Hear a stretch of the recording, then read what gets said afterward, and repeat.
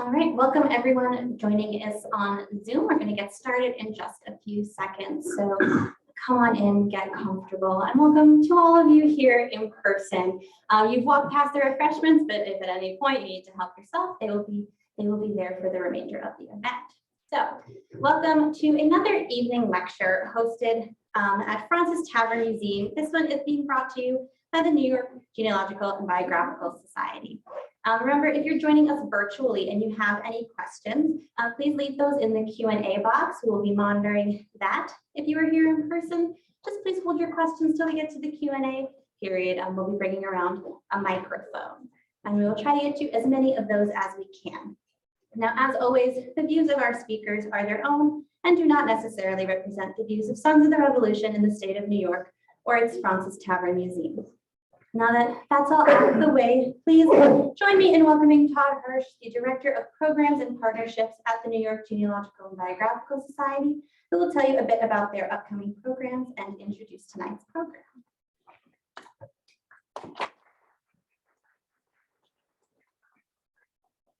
Good evening, everyone. As Sarah said, my name is Todd Hirsch. I'm the Director of Programs and Partnerships at the New York Genealogical and Biographical Society. Quite a mouthful. We're so excited that you're all here with us tonight, both in person and online. The interest in this program has been tremendous, and we're just so excited to have you. I also want to thank our very gracious hosts, Fraunces Tavern Museum. When I reached out about hosting this program here, they were so excited to have us, and we're so appreciative. It's just a perfect venue for this talk, and so again, we're so happy you're here. I know you're all here to hear from Ben, so I won't take up too much time, but I do want to say a very special thank you to the New York City Department of Cultural Affairs who made this event possible tonight. Their generosity has made a lot of events that we're hosting this year possible, and so thank you to them and to all of you because it's funded by taxpayers. Our May and June is very, very busy, and so I just wanted to highlight a couple of our upcoming programs so that hopefully you can join us. This Sunday at the Museum of Jewish Heritage, which is just a few steps away from here, we are participating in the Mishpucha Festival, or Mishpucha, depending on how you pronounce it. So if you have interest in Jewish genealogy or Jewish culture, please stop by. That's Sunday all day. Next week on May 24th, we are going to be joined by two archaeologists from the Landmarks Preservation Commission to talk about their new book, Buried Beneath the City. That'll be both in person at our offices, which are on West 44th Street, and also online, so please join us for that. On June 6th, we are having a program about Latin American genealogy. I'm not going to try to butcher the Spanish, but it translates to My People Were Here Too. It's really an introduction to Latin American and Hispanic genealogy with a particular emphasis on Puerto Rican genealogy. On June 8th, we're having an introduction to heraldry, also an online program. On June 15th, another online program, we're going to be talking about how to use DNA to find an immigrant ancestor's Irish origin. And then at the end of June, we are having a film screening of The Six, which is a documentary about the 6 surviving Chinese passengers from the Titanic. So that screening will be at Lincoln Center at their amphitheater. And this, if you could believe it, is just a sampling of our program. So if you're interested in learning more about some of the other things we have coming up, please go to our website or ask me after the event. Since so many of you are not familiar or sort of new to the NYGNB, I just also wanted to talk about some of our programs that we have. If you're interested in learning more about your own genealogy and doing a research tour, we have online research tours that we call Empire State Exploration. These are 3-day programs held entirely on Zoom, and they're really intimate, and you get to ask a lot of questions of genealogists, so they're great experiences.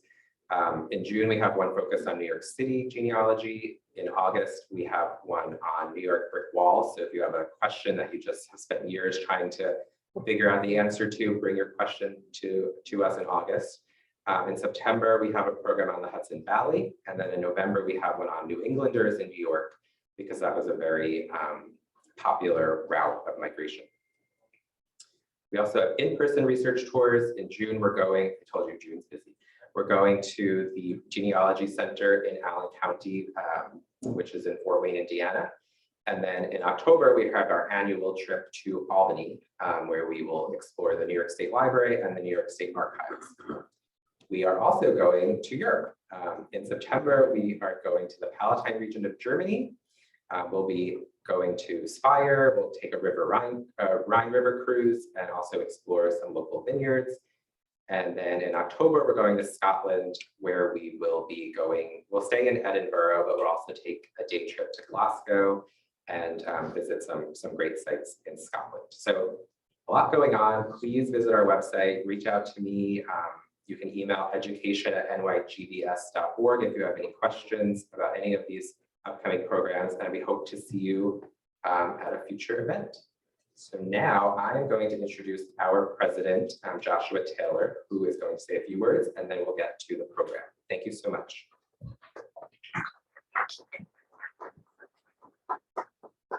Thank you so much, Todd. As you see, he stays very busy, and we appreciate all of your support of the many programs that we do. I also want to specifically say a thank you to the New York City Department of Cultural Affairs. We received a grant, which was our first grant ever from the Department of Cultural Affairs last year, and it enabled us to do more free programming than we've ever been able to do in the history of the NYGNB. So we're grateful for that, and the execution of that lies squarely on Todd's shoulders. So thank you for all of your work. Our speaker tonight is Dr. Benjamin Carp. He is the Daniel M. Lyons Professor of American History at Brooklyn College and faculty at the Graduate Center of the City University of New York. He's the author of Defiance of the Patriots, the Boston Tea Party and the Making of America, which was awarded the Koch Books Prize from the Society of the Cincinnati in 2013, and Rebels Rising, Cities and the American Revolution. He's written about nationalism, firefighters, wet nurses, Benjamin Franklin, and Quaker merchants in Charleston for scholarly journals such as Early American Studies, Civil War History, New York History, the William and Mary Quarterly, and popular publications such as BBC History, Colonial Williamsburg, the Wall Street Journal, and the Washington Post. Dr. Carp received his BA from Yale University and his PhD from the University of Virginia. He previously taught at the University of Edinburgh and Tufts University. His latest book, which those of you in person have a copy of, courtesy of the Department of Cultural Affairs, is The Great New York Fire of 1776, A Lost Story of the American Revolution. Please join me in welcoming Dr. Carp.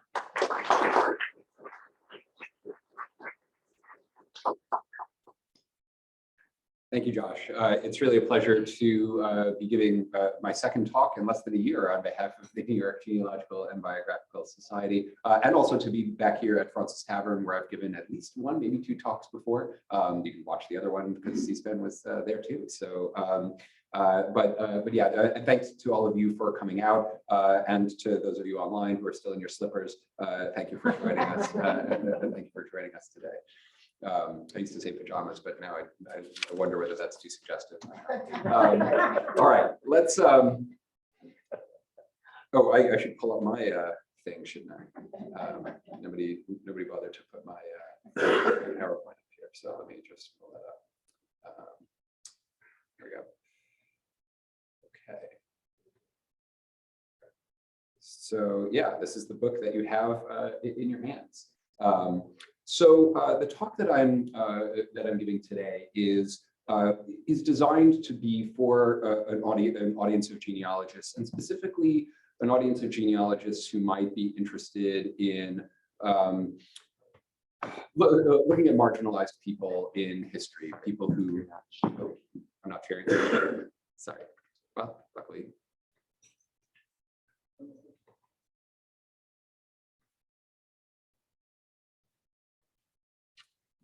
Tried to teach me to share when I was younger.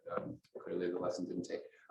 Okay, so this lecture is designed to be for an audience of genealogists, but also this particular grant, they told me, is meant to emphasize people who are who might be interested in looking into the genealogy for marginalized peoples.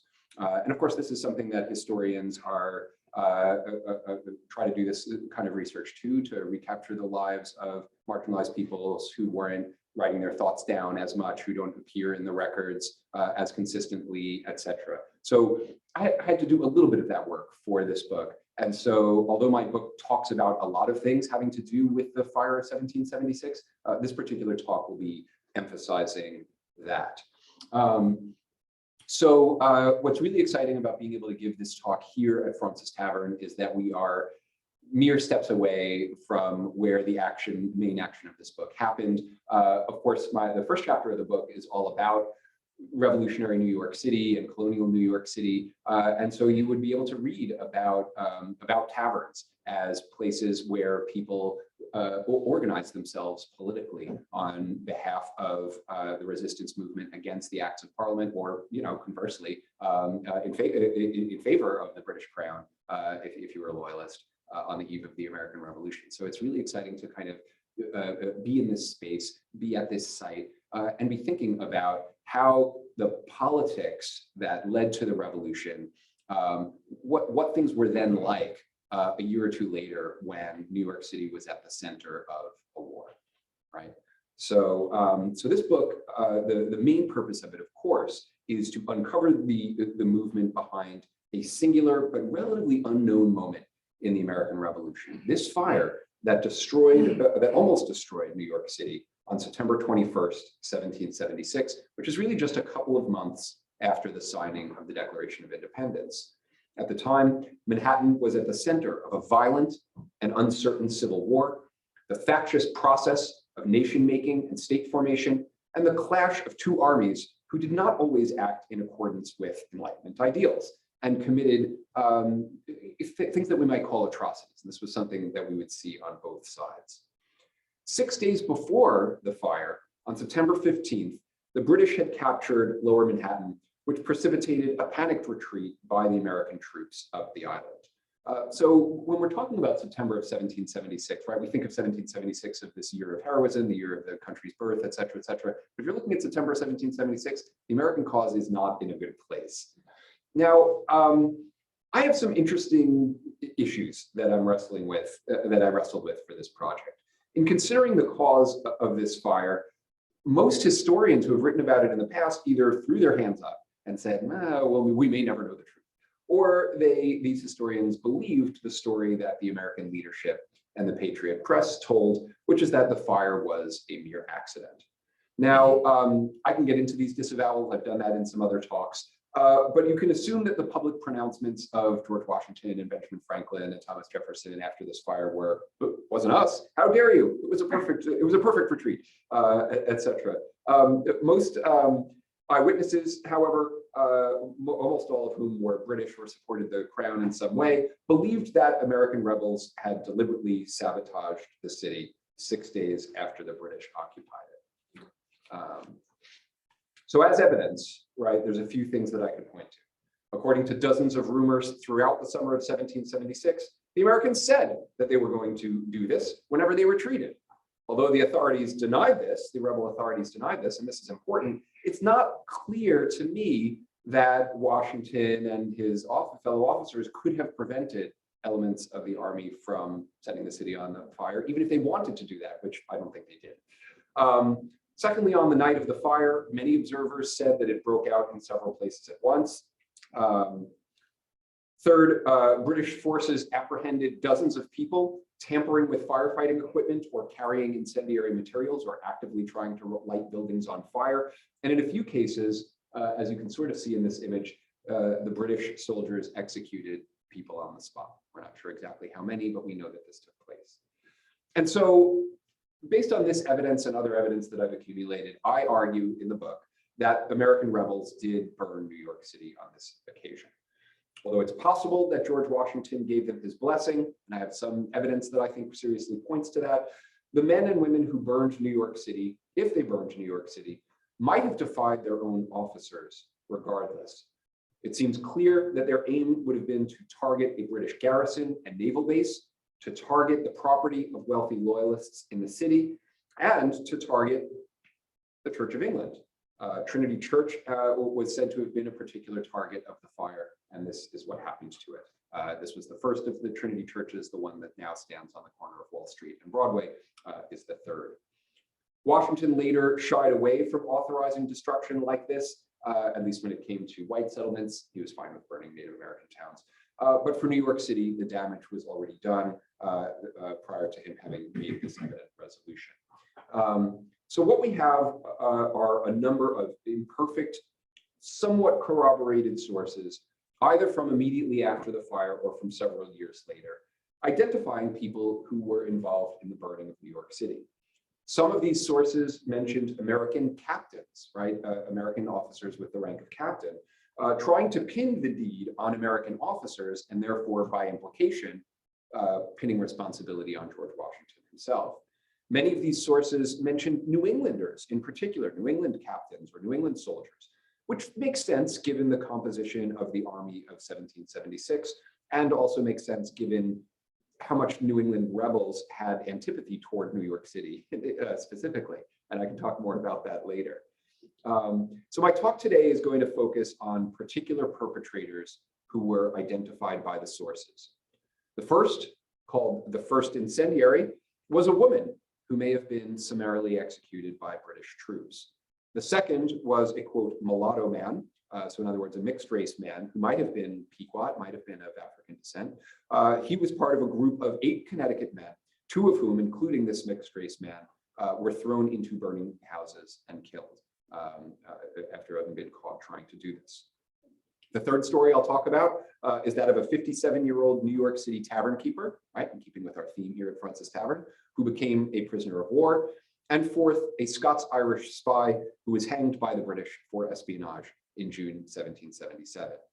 And if you put together the social profile of these 4 incendiaries, what I think emerges is a picture of the most radical elements of the revolutionary movement in 1776. Many of the revolutionary leaders were comparatively conservative, right? If we look at John Jay or George Washington, they wanted to get rid of the British, but they also wanted to maintain order and hierarchy, and thought about the revolution that way.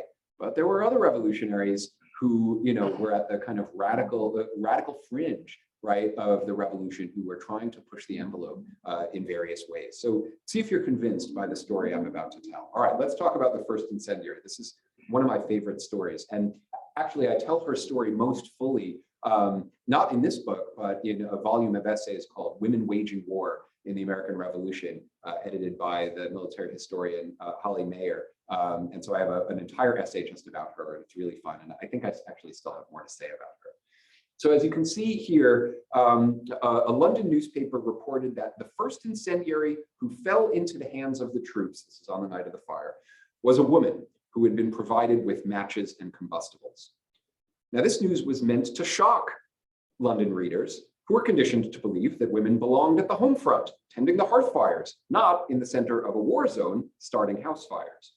So to a British newspaper audience, she was vivid proof that the American rebellion was some kind of crime against the natural order. What is she doing there? Why is she setting fires? This story was partially corroborated by 2 unprinted accounts, manuscript accounts, that I found over the course of my research. The first was Henry Strachey, a member of Parliament who was serving as secretary to Admiral Richard Lord Howe in Lord Howe's capacity as peace commissioner. From the Eagle flagship, Strachey had witnessed the fire, and he wrote to his wife that British soldiers and sailors had killed 5 or 6 arsonists and seized other incendiaries and contrivers. He added, one woman was caught with a match and her hands covered all over with gunpowder, which she had been kneading into balls.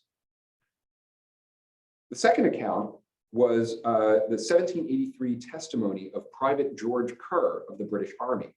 Kerr remembered entering a house behind St. Paul's Chapel, which you can still visit today because it survived the fire, where he found 5 men and a woman. He saw a 5-gallon keg of gunpowder, more gunpowder scattered about, and a bundle of matches. Matches were about this long, and in those days, we're not talking about them. The soldiers then seized the men, and when the woman cried and offered me money, Private Kerr wrote, to let them go.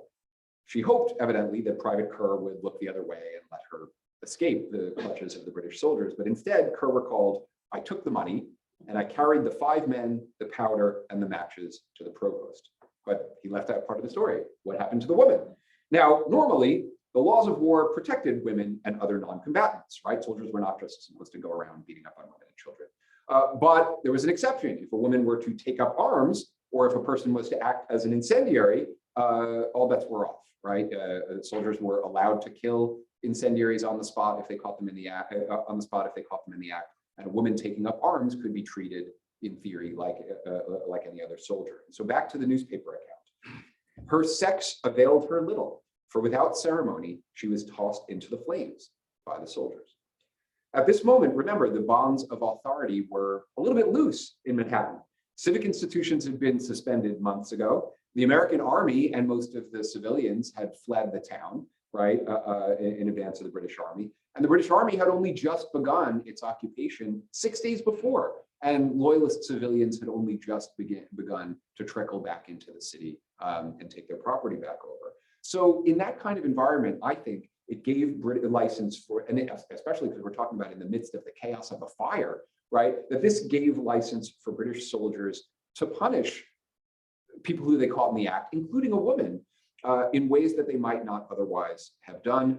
And this allowed Americans to, and in the meantime, also that environment of chaos also allowed Americans to disavow responsibility for the fire. We weren't anywhere near there. We didn't have anything to do with it. We don't know who this woman is effectively what they sort of say in the history books. So, so this first incendiary, for instance, is completely ignored in the rebel press. She's mentioned in London newspapers. She's mentioned in these two manuscript sources, but American-based newspapers do not mention her at all. Don't make any suggestion that there might have been a woman involved in setting New York City on fire. Now, the question that's probably on your mind, since I haven't given her a name, is who was she and why had she done it? And here I can really only speculate.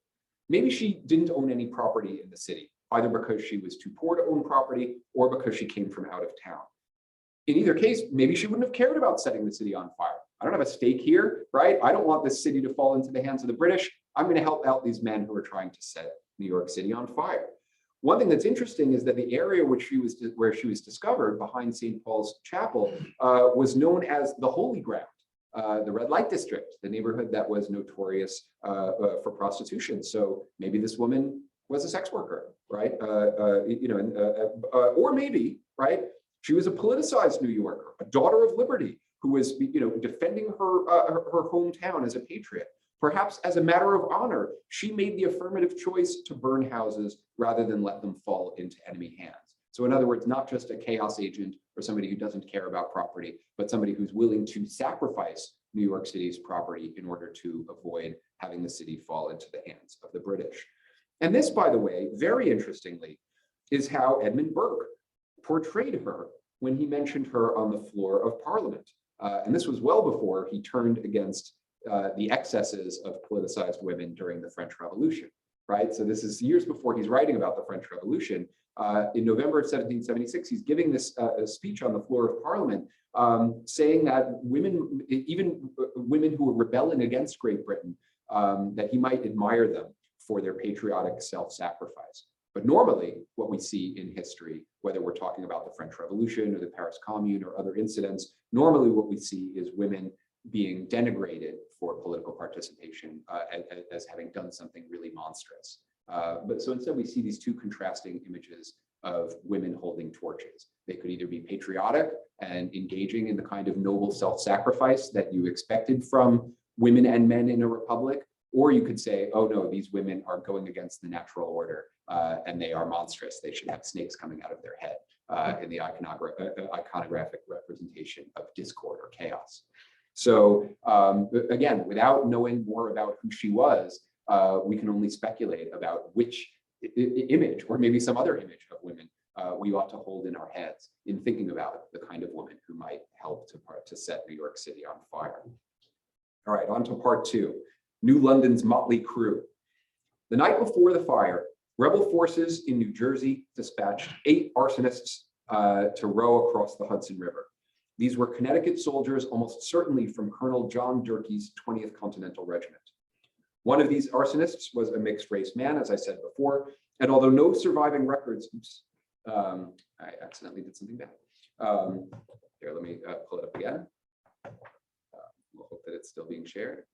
Yeah, I might need your help. maybe. The Zoom slideshow.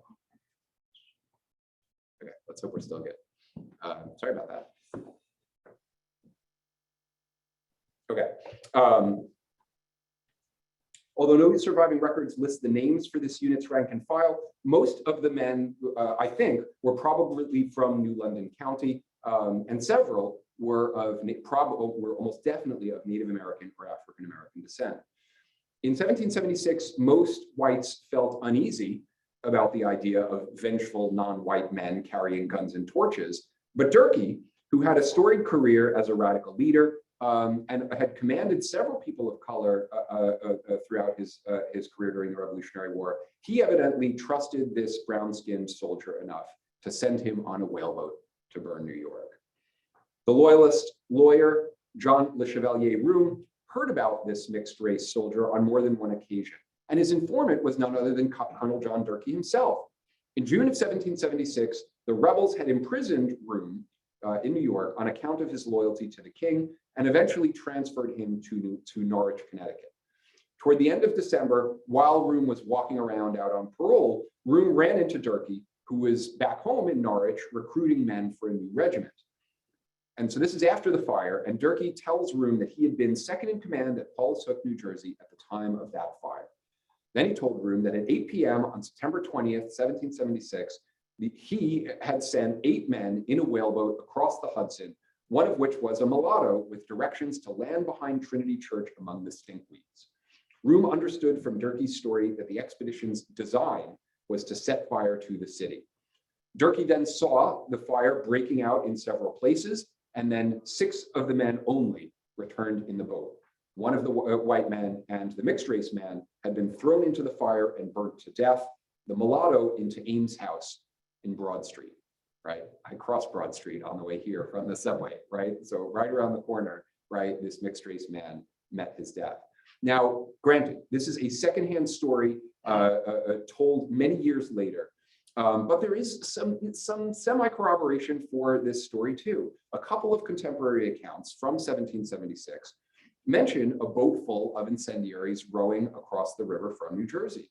Furthermore, we know that several soldiers of color from New London County were recorded as dead or missing during the tumultuous week of September 16th to 15th to 22nd. The most intriguing candidate, I think, is a man named Charles Scatawab, a Mashantucket Pequot from Groton, who was an active leader in his community and a veteran of the 7 Years' War. Scatawab was reported missing on the 22nd, along with a handful of other men. Although he belonged to a different regiment, not Durkee's regiment, he may well have found himself at Paulus Hook with Durkee after the chaos of the September 15th retreat, and then joined this expedition and possibly met his enemy. So it's hard to know. The men of this whaleboat detachment committed a risky and radical act on behalf of the Patriot cause. We don't know why Durkee bragged about this clandestine expedition while he was talking to a committed loyalist from New York City. His own commanders, after all, by then, had disavowed any American involvement in having set the fire. But assuming Room was telling the truth about what he had heard from Durkee, Durkee was evidently not ashamed about having sent a multiracial motley crew to burn New York City. Now, the next story that I want to tell, we're going to get into actual names. I want to talk about this 57-year-old Dutch-American tavern keeper named Abraham Van Dyke. Van Dyke was a former felt maker, and he seems to have been a middling leader of the city's militarized artisans and craftsmen, who had a long-standing tradition of class-conscious activism. Van Dyke supposedly had served along the British as a Marine lieutenant during the 7 Years' War. He kept an inn with an enclosed tennis court at the corner of Broadway and John Street, where he hosted public spectacles for money, such as an 11-foot cow and a chained leopard, right? Come see it, have a drink. This is to entice you in the door. As the captain of the New York Grenadiers, which was an independent company of militiamen in New York City, he also hosted drill exercises and meetings of local militia officers.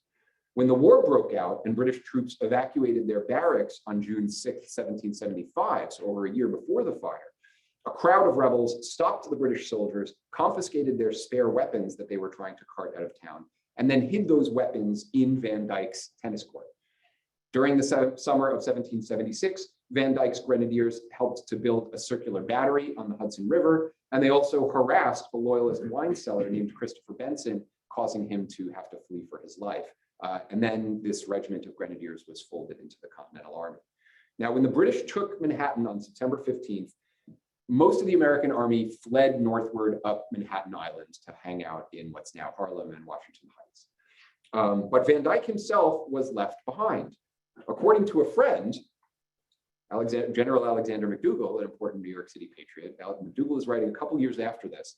He says about Van Dyck, he, being a heavy fat man, became so fatigued in the retreat from the city of New York that he had to hide in the woods.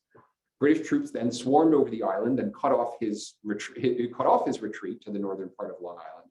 And so, finding no prospect of escape, he had to kind of turn around and walk back down into town, where he hid himself in the Leary family's livery stables on Cortlandt Street.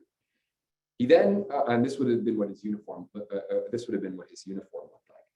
He then enlisted a Negro man to bring him food, perhaps one who he himself enslaved, or somebody who had been enslaved within the Leary household. Now, Van Dyck himself, right, being this big guy and a militia captain and everything else, he was recognizable to the city's inhabitants, right, to the Loyalists who had returned, et cetera, and probably to many British officers as well. So he was not going to be able to venture out in British-occupied New York City without being captured, right? But people sometimes ignored enslaved Black people, right? So perhaps this quote-unquote Negro man, which is how he's listed in the manuscripts, he could move more invisibly amid the chaos of the British occupation and bring Van Dyck something to eat while he was in hiding. The British, nevertheless, discovered Van Dyck and arrested him on September 16th, angry about finding an American officer secreted in a private house. Both sides hotly disputed what happened to Van Dyck next. They either allowed him to move about the city on parole, or they immediately corralled him in close confinement. Then, on the morning of September 21st, as the fire raged, a Negro man accosted a British artillery officer in the street and offered to show him a man that had set the city on fire. This officer followed this African-American informant to Leary's house, searched it, and found Van Dyck secreted in a closet of one of the bed chambers, which a young lady tried to prevent him going into. So this woman is hiding Van Dyck from British soldiers. The firefighter John Burns told a slightly different story, but also pinpointed the timing of Van Dyck's arrest, not on September 16th before the fire, but September 21st, while the fire is going on. Burns said, he testified, "I particularly remember that one Abraham Van Dyck, a captain of grenadiers in the American service, was found on the morning of the fire hid in the Leary's stables." So this would have been a pretty dramatic scene. Van Dyck cowering in the stables as firemen were tearing down the walls around him. Van Dyck later claimed that the Negro who brought him victuals had betrayed him. But was this on the 16th or was this on the 21st? Either way, the British had particular animus toward Van Dyck as an arch patriot, claimed that Van Dyck had previously threatened to set the city on fire, and they kept him in prison all the way from September of 1776 to April 1778. In an odd twist to this story, a year and a half after that, Van Dyck killed a Black Connecticut private in the snowy Morristown, New Jersey encampment in 1780. Then Van Dyck asks for a court-martial where he was acquitted. By the war's end, Van Dyck had died, but it is really intriguing thing that he killed a Black soldier on his own side, right, after having felt betrayed by, the Black man who supposedly turned him into the British, even though these were almost certainly two different people. The Black person who he killed, I was able to find him in muster rolls, and his name was Prince Pitkin, and he was enslaved by one of the first families of Connecticut. The last governors of Connecticut before the Trumbles were William Pitkin's, and William Pitkin's son. They found a document showing William Pitkin's son collected his last wages and effects and personal effects, Prince Pitkin's personal effects. So I found the document kind of testifying to his death. This incredibly sad story of a Black soldier who had been serving in a Connecticut regiment, killed by an officer on his own side, and that officer was then acquitted, right? It's just this very bizarre footnote to this story, one that I don't tell in the book, but that I think is really intriguing for thinking about the role that race plays in the American Revolution. We see Black men who served as informants for the British Army, and we also see Black men serving in Continental Army uniform. And all of this came up during my research. Here I am studying this kind of like the scuzziest possible version of the military history of the American Revolution, right? This moment where they're setting New York City on fire. And yet what emerges are all these really interesting stories about marginalized people who we don't often talk about when we talk about the Revolutionary War. All right, and so this brings me to my last story. On June 6th, 1777, I'm sorry, let me just show you. So here's the Morristown encampment. And I actually have, I'm sorry, wait, why is this not showing what I think it's supposed to be showing?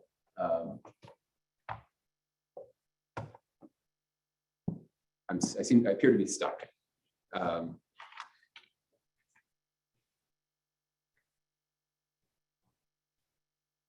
not what I want. That's not what's showing on the screen.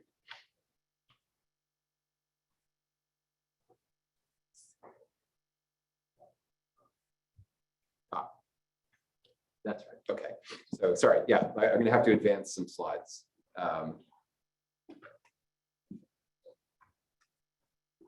So here's the Morristown pictures of the Morristown encampment and the huts that they built. And here's Prince Pitkin's name on the muster roll. This was a really intriguing find because what I had to look at is who was the person who was killed on the exact date that Van Dyke was supposed to, had supposedly killed this private. And so that was what gave me the name. And then here's the document that I was talking about where William Pitkin collects his effects. I found this at the Connecticut Historical Society, and I just got very lucky that the top line of the archival listing said Prince Pitkin's name. Okay, so let me get to my last story. On June 6, 1777, a condemned rebel spy named Abraham Patton confessed that he had helped to burn New York City. At first, this document was all I knew, but I since learned, with the help of genealogists actually, that Patton was born to a large Scots-Irish Presbyterian family that had moved from Pennsylvania to the Catawba River Valley in the Carolinas when he was a child. This was the same region where Andrew Jackson had grown up. By the late 1750s, Patton was evidently old enough to sign his name to a backcountry Protestant dissenters petition criticizing the established Anglican Church. Abraham Patton's father, James, was a storekeeper who had died in debt in the Carolinas. And from 1763 to 68, Abraham Patton worked, at least for a time, as a wheelwright and owned about 100 acres in Salisbury Township, Pennsylvania. He married Martha Crawford in Philadelphia in 1766, and by the end of the decade, he had moved with her to Baltimore. Over the next 5 years, he celebrated the baptisms of 3 newborn daughters. He pursued a couple of runaway white servants, and in January 1775, he sold a young Black man named Sam to Conrad Dahl in Frederick County. One gets the impression of a man who was restless, ruthless, and reckless. He was in New York during the summer of 1776, during the Continental Army's occupation of New York City. The New York Gazette and Weekly Mercury notes a letter that had been left for him at the local post office on July 15th. By the time of his hanging, almost a year later, German officers were calling him a rebel captain who had passed himself off as a merchant. And indeed, a Philadelphia newspaper of January 5th, 1777, noted an unclaimed letter for Captain Abraham Patton. But I haven't found him in any military records, only in these newspaper references and in the references of these German officers. A rebel prisoner of war in New York City in early 1777 recalled that Patton was under the disguise of a zealous royalist. He did crucial spying between New York City and New Jersey for General Washington until he was caught at the British encampment in New Brunswick, New Jersey on June 4th, King George III's birthday. He was trying to bribe a British grenadier, and he was also hatching a plot to set fire to the powder magazines in New Brunswick in coordination with an American attack. Now back to the newspaper account, the New York Gazette reported, at the gallows, he acknowledged all the charges brought against him, and said he was a principal in setting fire to New York, but would not accuse any of his accomplices. One Hessian officer observed the enthusiasm of this spy was so great that as he came to the ladder and was about to climb it, he pulled the white hood over his own eyes himself. Patton then said, "I die for liberty and do it gladly because my cause is just." A German lieutenant reported that the general reaction to Patton's demeanor was, "This spy supposedly died in the most noble manner, and his death has been celebrated as a sacrifice for freedom." This is his enemies talking. So like Nathan Hale or John Andre, Patton nobly died for his cause and was admired by other gentlemen officers. So I think this guy deserves to be at least as famous as Nathan Hale. They were both probably quoting from the same play, right? Actually, Addison's Cato. Anyway, but the really interesting part of the story to me is that when Washington read this newspaper account about Patton's hanging, he then sent a kind of private eulogy to John Hancock, who was still serving as president of the Continental Congress. Patton, Washington wrote, conducted himself with great fidelity to our cause, rendering services, and has fallen a sacrifice in promoting her interest. So both Washington and Hancock apparently knew about Patton's espionage activities, and perhaps this included his alleged role in having set fire to New York City. Washington wrote, "His family well deserves the generous notice of Congress." The New York Gazette had mentioned his wife and 4 children. And yet, Washington writes, "Perhaps a public act of generosity, considering the character he was in, might not be so eligible as a private donation." So in other words, Congress can't make any public acknowledgement of Patton as an arsonist in their employ. Patriot leaders could only memorialize him by slipping some money to Martha Patton under the table. One wonders, were Washington and Hancock trying to close the book on their complicity in burning New York City? After all, back in October of 1776, Washington had privately praised the good, honest fellow who had set the fire. Nevertheless, he couldn't take public responsibility for burning New York City. It was too controversial. Americans wanted to be accepted in the community of nations. As it says in the Declaration of Independence, they wanted the United States to be among the powers of the earth. They preferred to let their enemy, to tag their enemies with atrocity narratives, not brag about having committed atrocities themselves. That was something that they were trying to say was not the American way. So in conclusion, what do we make of these 4 or 5 incendiaries and the other indeterminate number of people who might have helped to burn New York City? Some of the people I've talked about today were white men, officers even, who came from the radical Congregationalist or Presbyterian tradition and were probably recognized for their radical zeal, even if the Continental leadership had to kind of disavow the fire, right? The American Army and rebel politicians were still willing to harness the radicalism of the Protestant dissenters who made up so much of New England and the Scots-Irish backcountry, et cetera, et cetera. So acknowledged, but sometimes kept at arm's length. Although Continental Army officers like Washington wanted an orderly army, there were also portions of the armed forces who sowed chaos, disobeyed orders, and engaged in non-traditional methods of war. As radical actors, they were willing to consider radical methods, including the deployment of women and non-whites as spies and saboteurs. A woman could manipulate prevailing gender assumptions. As the scholar Judith Van Buskirk writes, considered weak and childlike, females could go where few males dared because they were considered no threat. So the first incendiary's ability to exploit her presumed incapacity, right, was exactly what made her dangerous. Similarly, as we've seen, people of color could often get around a city without being noticed right away. And this worked for the New London County mulatto, at least until he was caught and thrown into a burning building on Broad Street. But it didn't work for Van Dyke, right, who tried to send this Black person out to bring him food, but then this Black person apparently betrayed his hiding spot.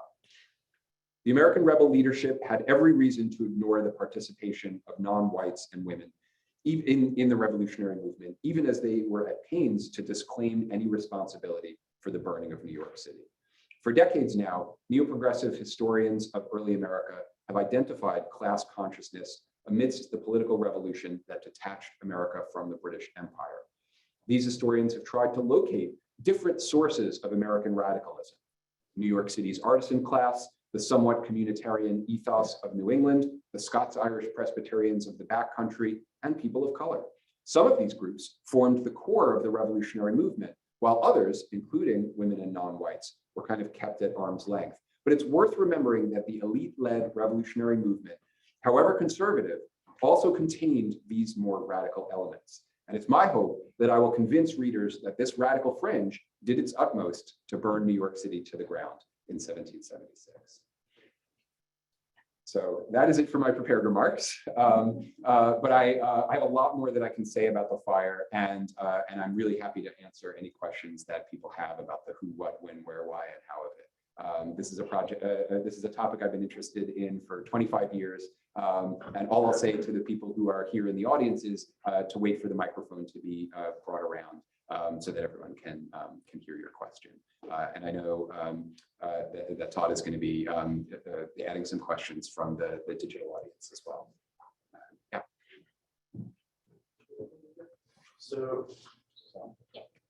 So this is, okay, sorry. So this is just following the Battle of Long Island. So there's about 1,200 American captives, right? And this is before the prison ships are there, right? And so presumably there's about 1,200 guys that are locked up in New York City that all have been presumably burned alive if the Patriots start a fire, right? Or are they somewhere else? Yeah, some of the prisoners were in Brooklyn. There were actually captives from the Quebec expedition on ships in the British harbor. They weren't necessarily prison ships, but there were ships being used there. There was probably a much smaller number of American prisoners who were being kept in, say, the Provost jail, et cetera. Yes, so this is the thing though. There is some suggestion that the idea of setting New York City on fire, that the goal might have been to kill British soldiers with the fire, right? And so then presumably, yeah, well, but aren't you putting your own prisoners at risk?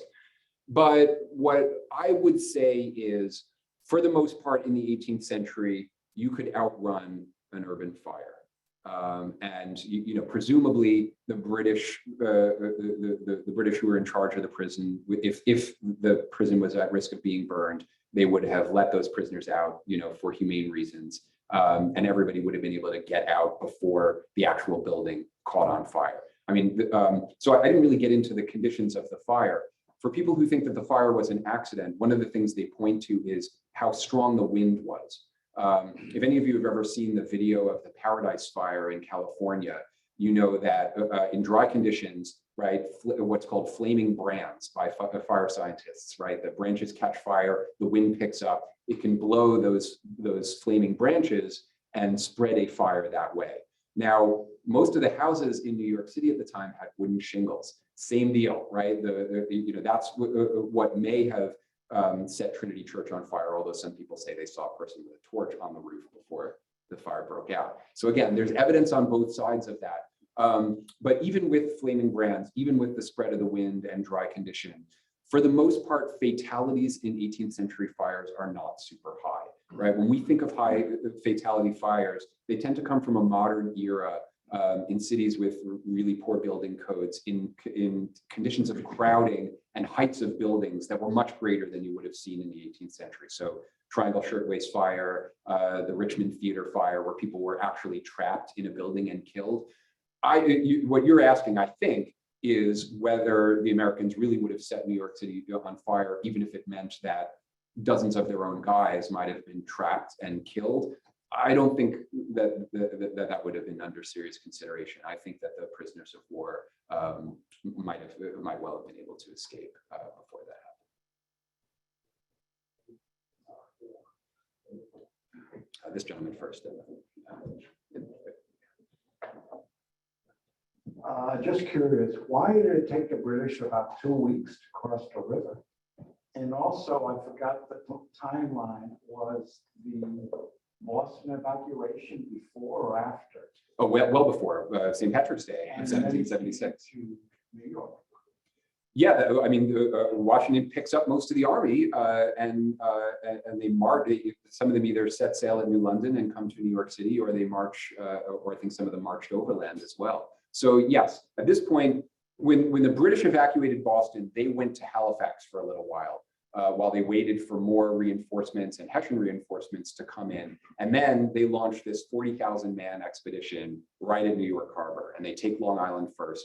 So a lot of kind of armchair historians have kind of criticized how, right? You had this massive army, you had a navy that way overpowered anything that Washington was going to be able to put up.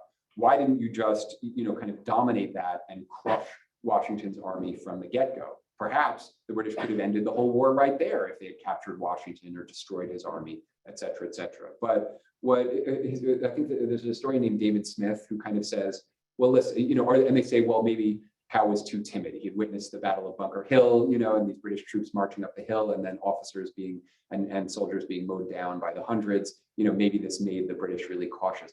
And in a way it did, right? Like what we have to remember is they don't have satellite imagery. They don't know what's over the next hill. They don't know whether Washington has concentrated his forces. So they really tried to kind of, and Howe also knew he wasn't going to be getting more reinforcements from Parliament. The army he had was the army he had to conquer the entire 13 colonies with. So he tried to be conservative with how he deployed his men.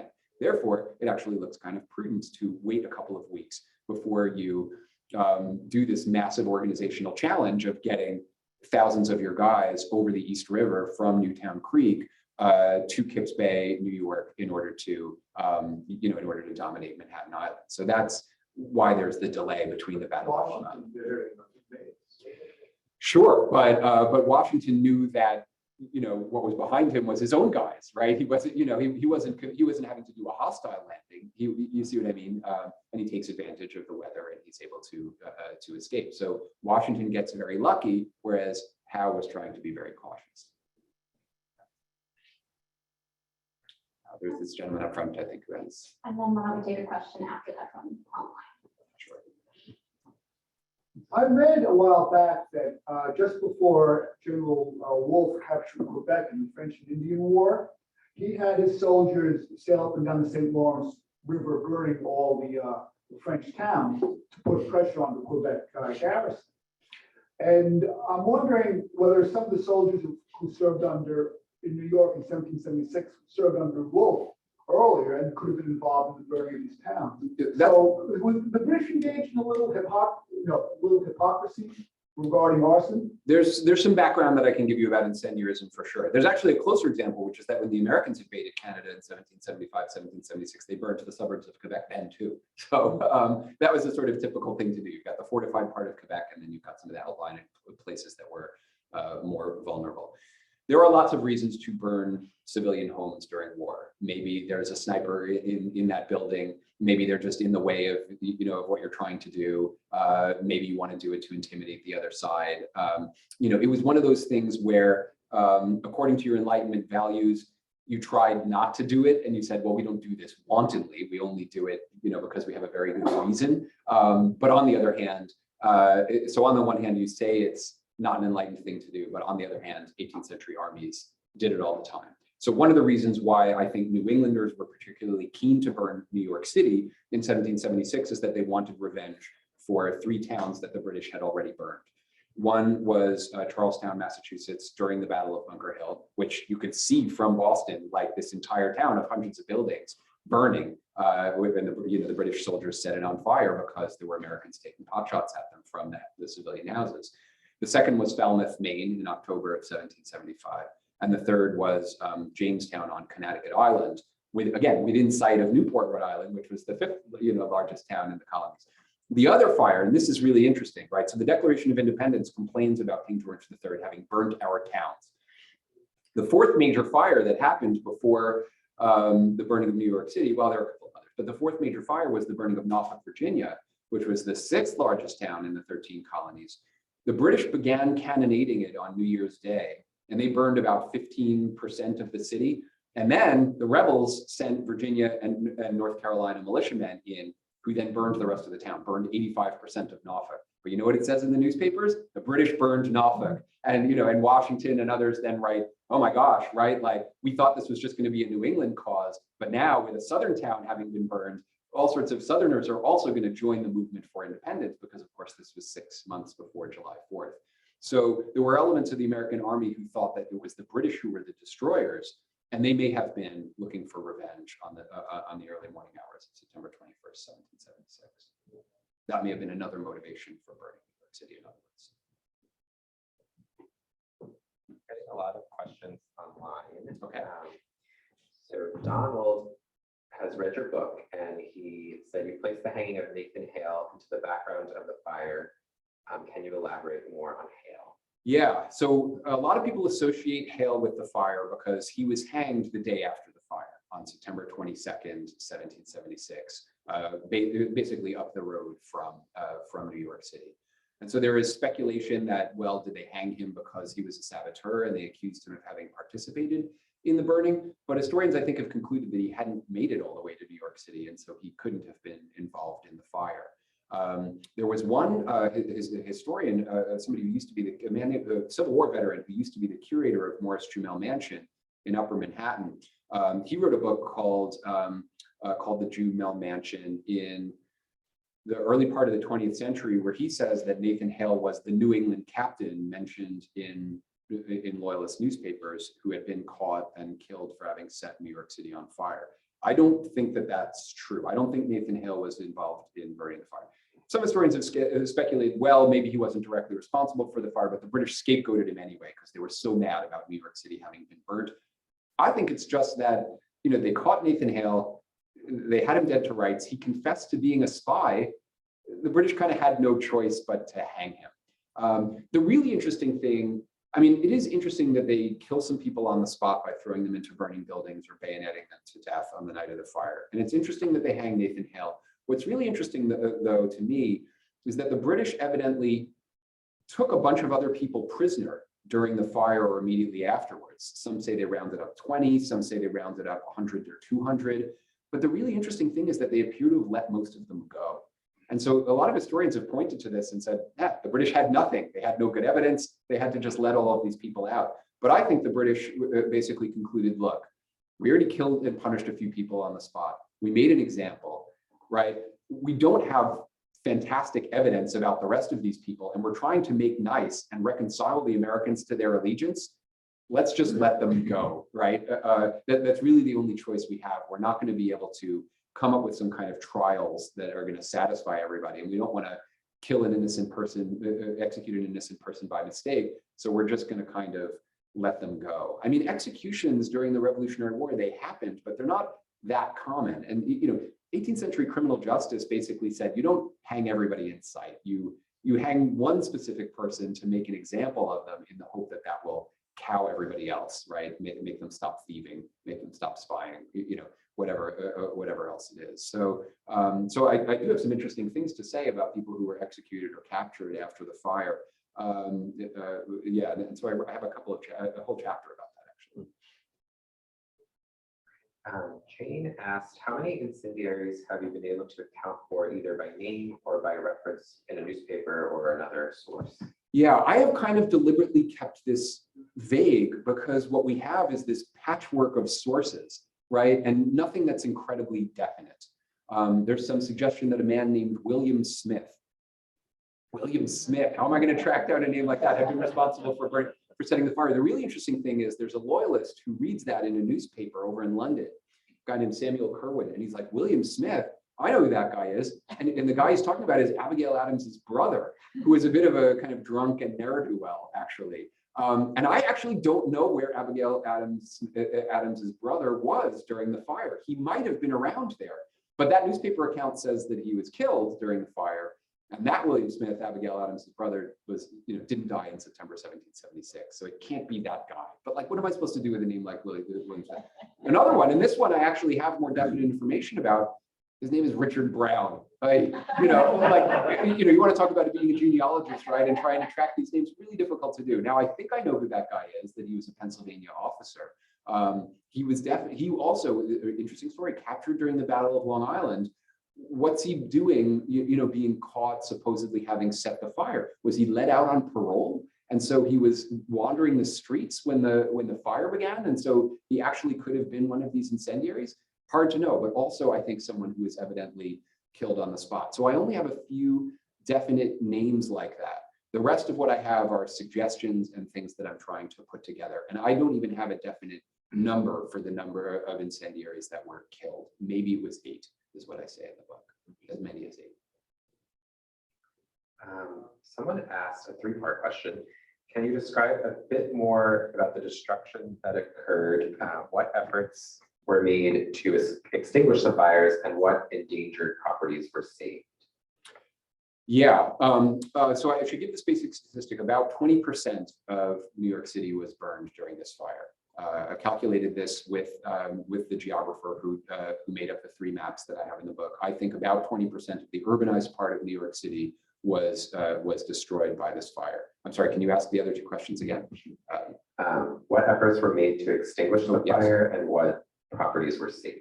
Yeah, it's interesting. There were newspaper accounts saying which of the fancy mansions on Broadway had survived the fire, in addition to St. Paul's Cathedral. Like, it was sort of like, oh, well, at least we saved this mansion and that mansion, et cetera, et cetera. The places that we know were burned were the Customs House, Trinity Lutheran Church, Trinity Church, and a few mansions on Broadway, including the mansion of General James Robertson, who was the commandant of New York City. He had been actually living in New York City prior to the war. He was the barrack master general. And a lot of poorer houses that were on Trinity Church lands behind, west of Broadway. So actually, like, wooden, less expensive housing that working class people had to construct for themselves on these properties that they had 99-year leases on. So that's the housing stock that was destroyed. Now, in terms of firefighting efforts, firefighters had been appointed, and so there were New York City firefighters who had experience in New York on the scene. The person who took charge of the efforts was James Robertson, the commandant of the city. And he actually later says, hey, I was in charge of the engines, and the fire was about to move east toward all the really valuable stuff on the East River, like all the wharfage and commercial areas and shipbuilding areas and places where we could repair ships. I made sure that the fire didn't go that way. And instead, what the fire did was raged up Broadway and burnt my own house. So I actually, again, this rhetoric of self-sacrifice, that worked for the British too. He's like, et cetera. And actually, many people were impressed, including some patriots, that British soldiers and sailors were brought in to help with firefighting efforts. So definitely the people on the ground were doing their utmost to fight a fire. But that's what you did in the 18th century anyway. There was a small number of men who knew how to work the engines and were experts at trying to throw water onto the fire. Everybody else was supposed to pitch in either to save property or to pass buckets of water along from water sources to the engine to throw more water onto the fire. So in the absence of most of the town's civilians, I think ordinary soldiers and sailors were playing that role in the early morning hours of September 21st. Matt? Do you think, given the anger of the British about the attempted burning of the city, do you think that had anything to do with burning the Capitol in the War of 1812? Well, the burning of Washington, D.C. was a direct response to the Americans having burned York in what's now Toronto. So they had much more immediate reasons. What's really interesting is that both the Americans and the British have very good reasons to forget about this fire, the fire of 1776. For the Americans, it's that they didn't want anyone to pay too close attention to the fact that the Americans probably burned it. But the British, I think, also were like, hey, it was under our watch. We probably should have prevented this from happening. And also, our soldiers killed a bunch of people on the spot, and that doesn't really look good either. So both the British and the Americans eventually kind of buried this story as much as they could. And in fact, if you look about 100 years later, you'll see British historians saying, Washington, such an admirable guy. We don't think he burned New York City either, which is something that American historians are arguing until they're blue in the face. Washington couldn't have done it. He was such an upstanding guy, et cetera, et cetera. Look, he asked Congress for permission and Congress said no, supposedly. I have all sorts of stuff about that. But what's interesting is that even British historians are kind of buying that line by the time you get well into the 19th century. So this is an event that historians have really conspired to say, this is not historically significant. And my book is trying to convince us, no, there actually may have been something historically significant going on here. Why can't we acknowledge that this really may well have been something deliberate that the Americans had done? We do have another question from the audience here.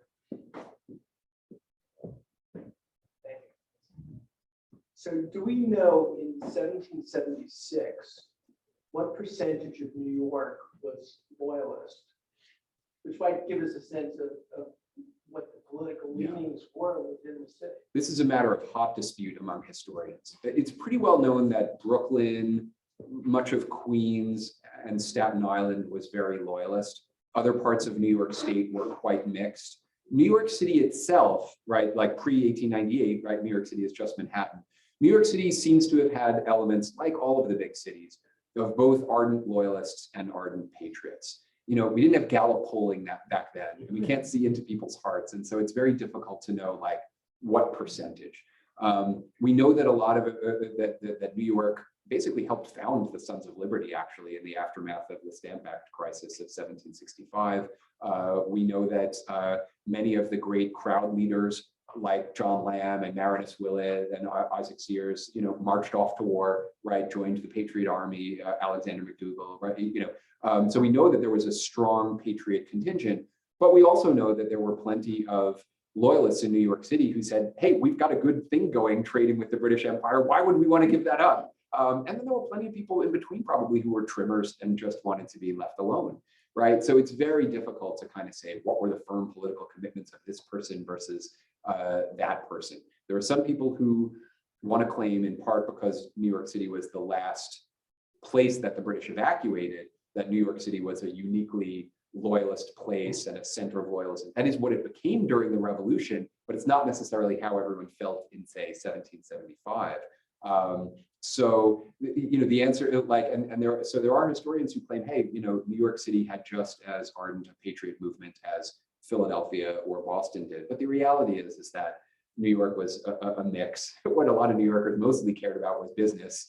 And you really see a split. Now, it is true, however, that in 1775, 1776, in part because the New York delegation dragged its feet about independence, that New York City did have a reputation for being more Loyalist, especially among New Englanders and some other outsiders. So New York City definitely had a stereotype for being more Loyalist. What's not clear is if it was actually more Loyalist than other parts of the rebelling colonies. So it's sorry, I have to give the kind of like academic historian's answer because there's been a little bit of ink spilled on this and it's actually a little bit complicated. There's a question in the back.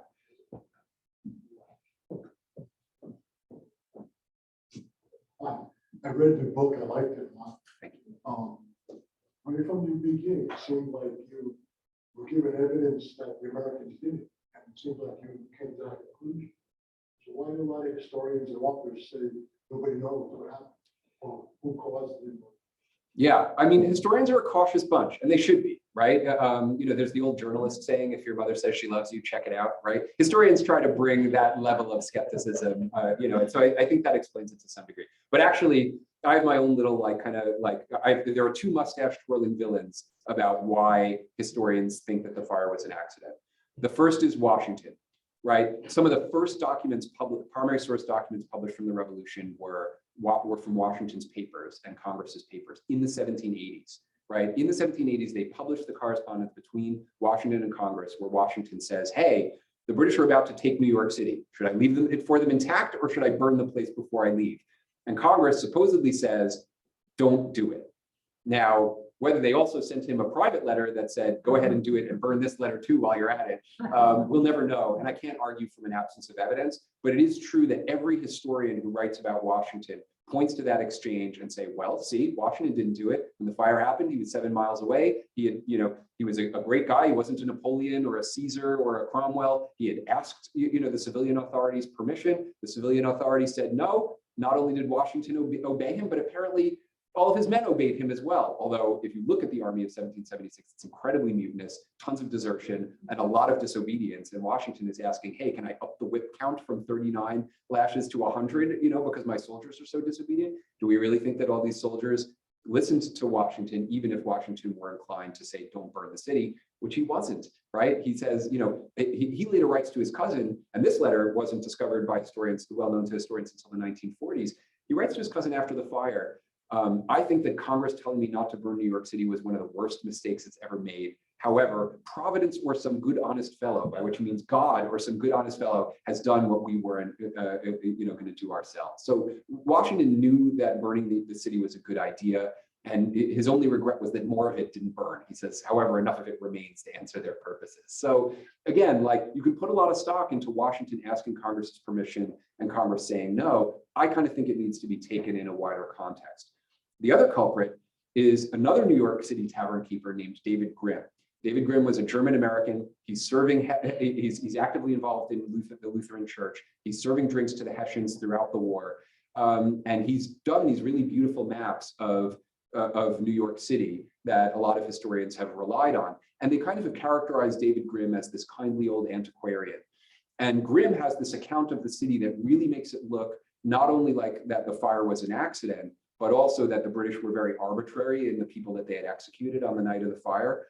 Now, Grimm was not a kindly old antiquarian. He was a one-percenter. He helped to found some of New York City's premier financial institutions. And in fact, it was so hot for him as a loyalist that he had to go to a spa in Germany for a year. And when he comes back, he's finding that patriots are about to seize his property and he has to talk his way out of this. And then in the 1790s, when he's on the Federalist side of some political issue, some newspaper writer writes, hey, let's remember this guy had supported the British during the war. So I kind of think, but he integrates back into New York City's history and basically becomes one of New York City's city fathers. And I think as a kind of reintegrated loyalist or a reconciled loyalist, he had every reason to give a kind of pro-American version of the fire. But all of the early New York City histories quote Grimm's account, because Grimm gives this weirdly precise figure for the number of houses that had burned, 493.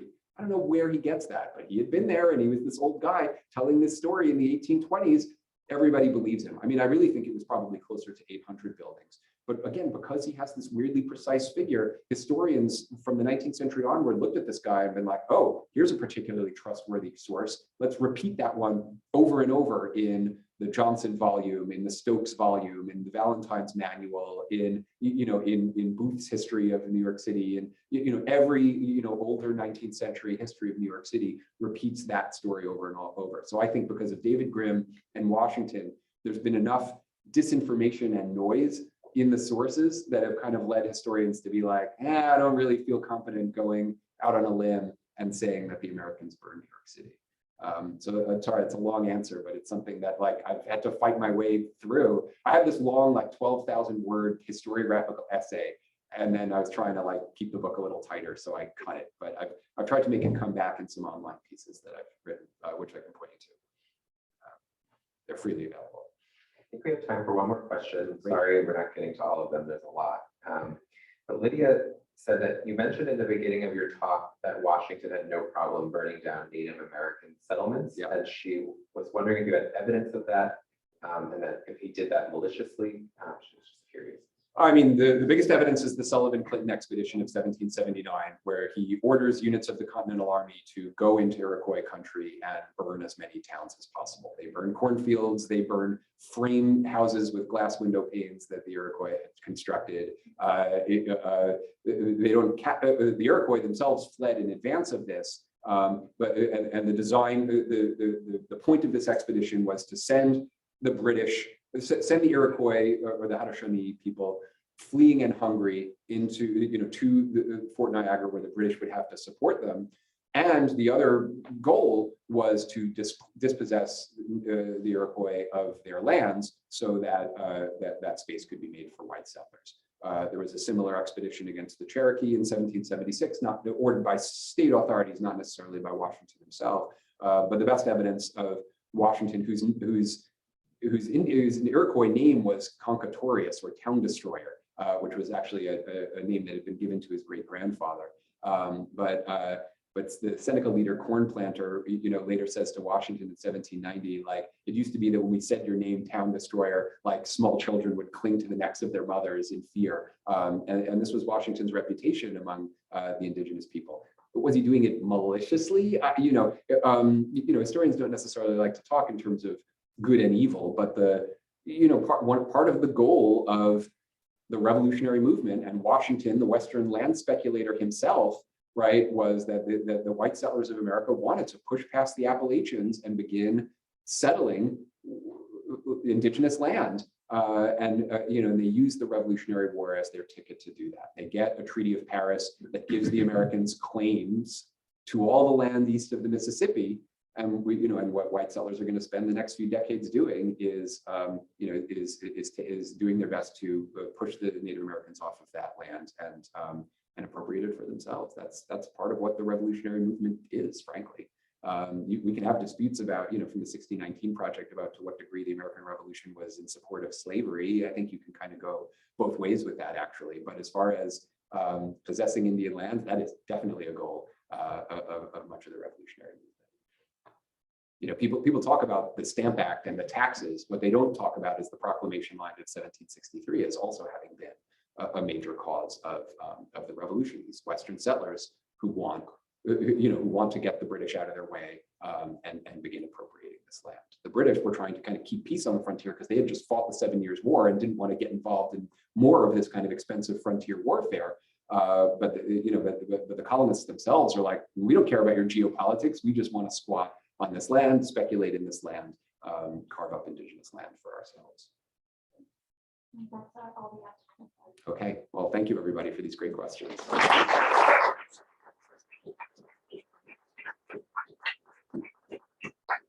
Thank you so much for that wonderful talk. Thank you for all of you for joining us in person and on Zoom and for submitting your questions and for supporting both the New York Genealogical and Biographical Society and Fraunces Tavern Museum.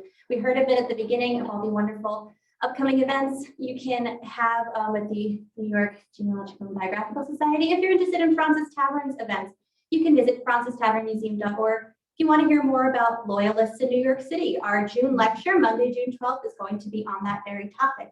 And you can register for that on our website. So once again, thank you for joining us. Thank you for spending your Thursday evening with us. And we hope to see you all again soon.